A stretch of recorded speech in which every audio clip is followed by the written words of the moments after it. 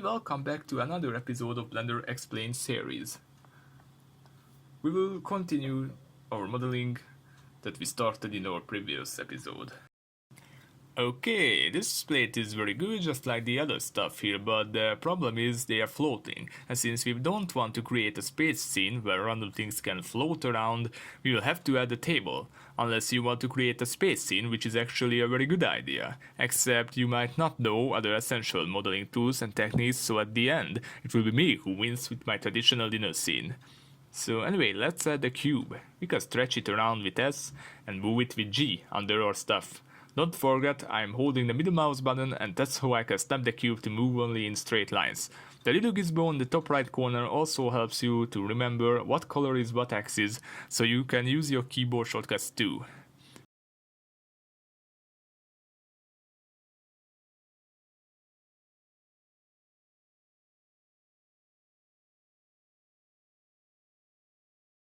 We will use a new tool which is called the bevel tool.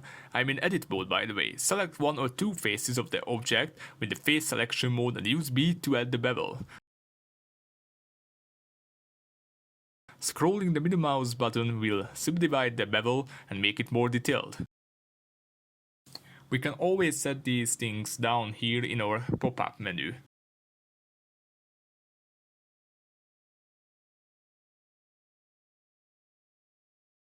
Let's go back with Ctrl Z and add the bevel to all edges. This means we just select the whole table.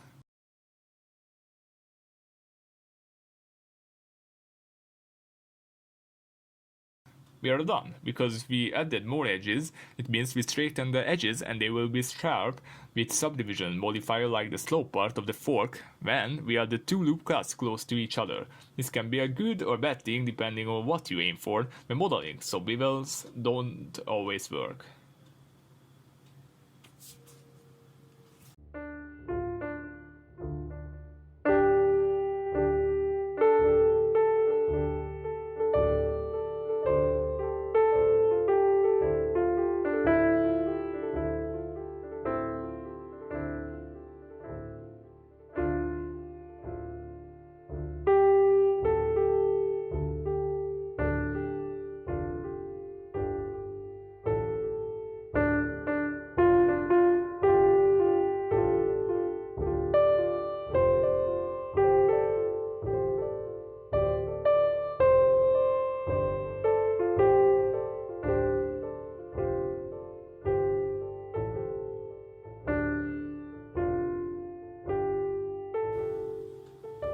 So let's add another cube. Go into edit mode. Remove the top of it and then add the solidify and the subdivision modifier. As you can see, it turned into a nice ball, but it's too blocky, so let's increase the subdivision resolution down here. I turned on smooth shading.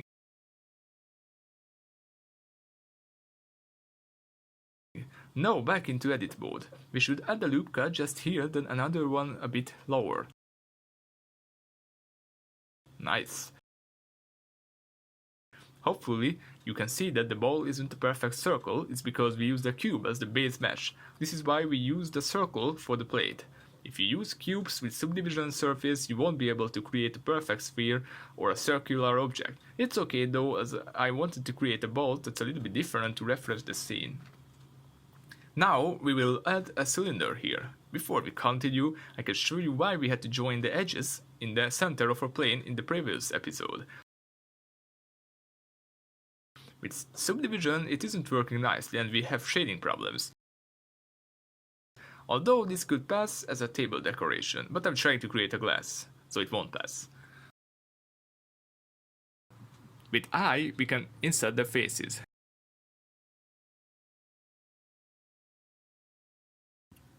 I will add some loop cuts with R and increase their number by scrolling the middle mouse button.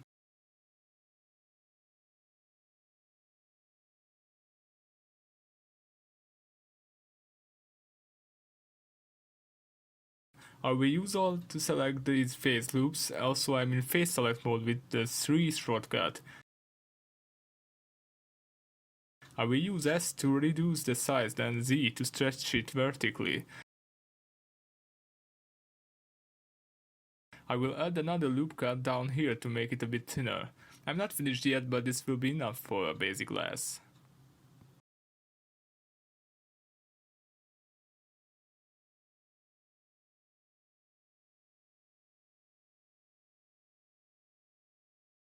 Now that we are done, we can remove the top face, X for deleting and removing face. I will use Alt to select these face loops, X for deleting,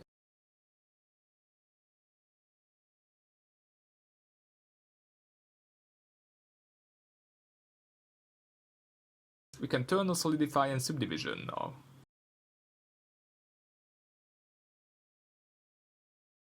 This problem is caused by having two edges very close to each other. If we bring this down, it should fix it.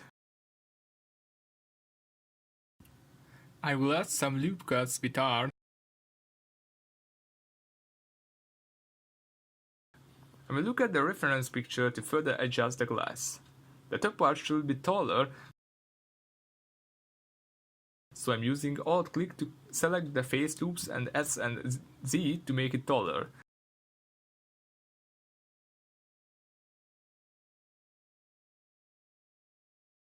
Then adding some loop cuts should work.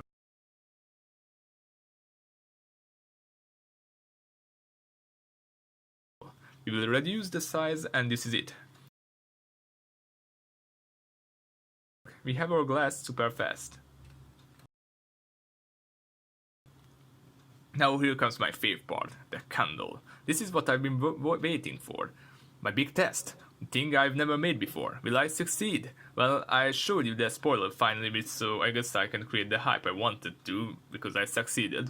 Anyway, add the cube.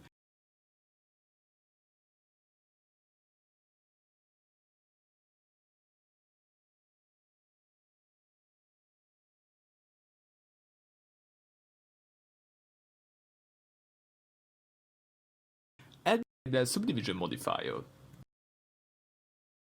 Add two loop cuts, one on the bottom and one on the top to create sharp edges. Use I to insert faces and E to extrude in the middle.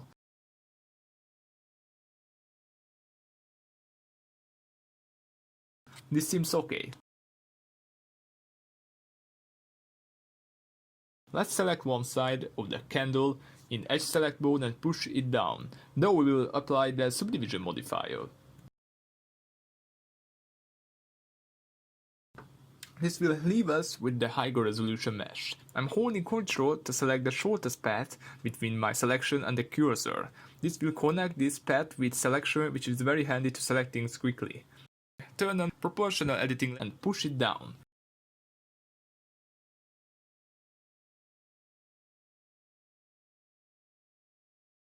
You can select a face loop with Alt and push it down. I will use proportional editing to move the surrounding faces too. I'm in connected only mode.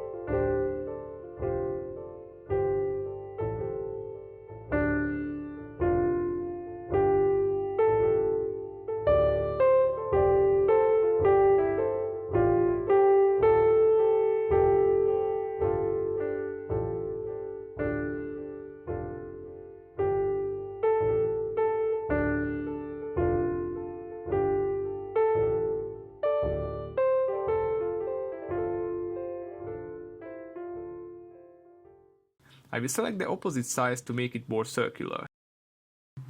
I will make it a bit wider.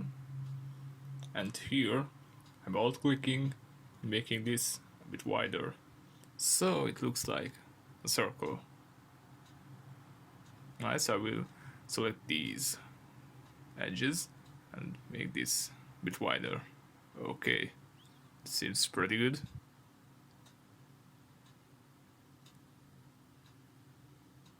I'm alt clicking and using proportional editing. Yeah, that looks good.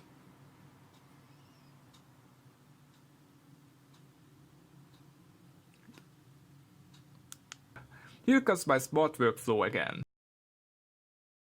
Why do we need to create another bowl when we can just copy this with Shift D and create the nice little plate under the candle? Now I'm gonna stretch the top edges and shrink this part a bit. Okay, I'm going to use S and Shift Z to increase the size on every axis except Z. Push this down a bit, okay, and reduce the size on the S, and now I can just move it down here. Okay, we can now place it under the candle, and we have our candle glass plate.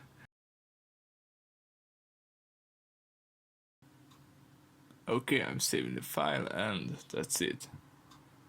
Maybe I will put here the 3D cursor. As you know, we have used basic mesh objects until now, but I will change the curve objects and get a basic curve.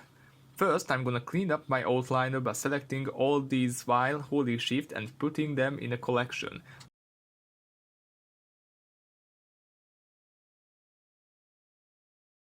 Now let's get a bezier from the curves.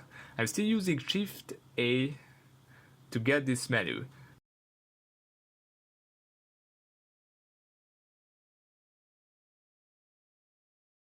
Go to Edit Mode with Tab and let's use our technique to straighten the curve. S, Y, and then 0.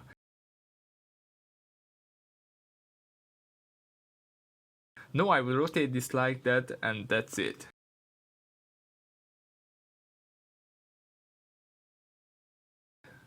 Go into the Curve tab and down here.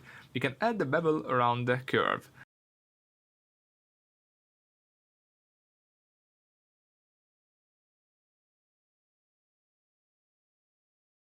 Now we have the candle wick. Up here we can change the resolution of the bevel, in this case imagine edge loops horizontally. With this we can adjust the number of these edges. With the resolution down here we can change the amount of vertical edges. Okay, so back into edit mode. I'm using E again to extrude the curves. Almost all our shortcuts work on them too. Let's add the little wiggle to it, and that's it. I will take this here, and yeah, that seems nice.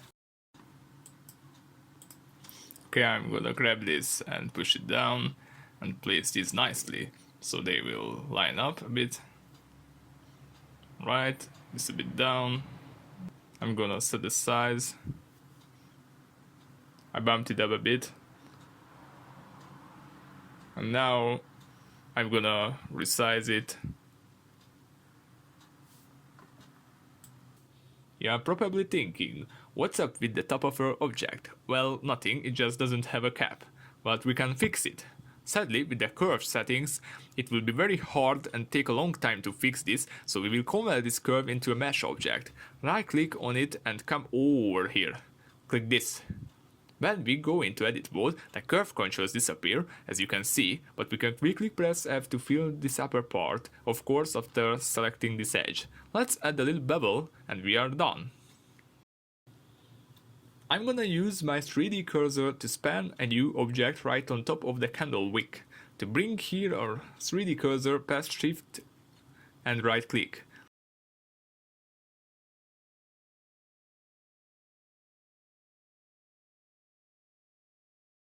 I'm bringing in a beautiful cube and use subdivision to restore it so much it doesn't look like a cube anymore.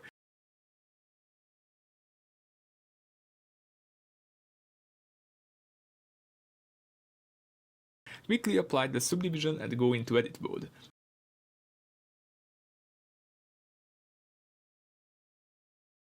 I'm using proportional editing to deform the top of the cube. Luckily, we can have more artistic freedom here as flames aren't uniform. We will pitch the end of this and use a little bit of editing to make it more interesting, I guess. And that's it, we have our flame. But you thought it was gonna be something more difficult.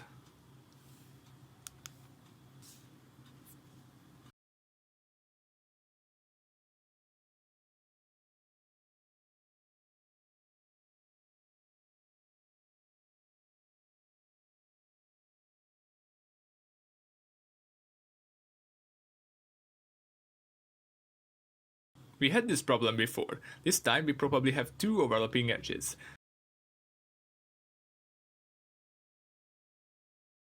At times like this you can try using clamp to fix the problem, which should remove the solidification from the problematic edges or faces. This time, although it fixed the problem, this is supposed to be a glass and it might create problems with the shading. So instead, let's fix it by removing the overlapping edges.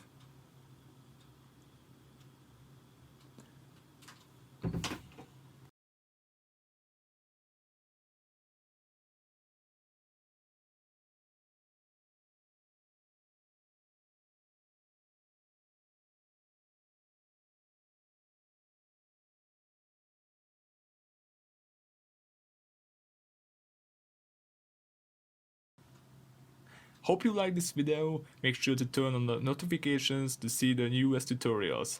I'm gonna leave the relevant shortcuts down in the comments for you guys, and I will do this for every video. Check out my stuff on CG Trader, I have some free models, and if you want to support me, feel free to buy some models. Links are in the description.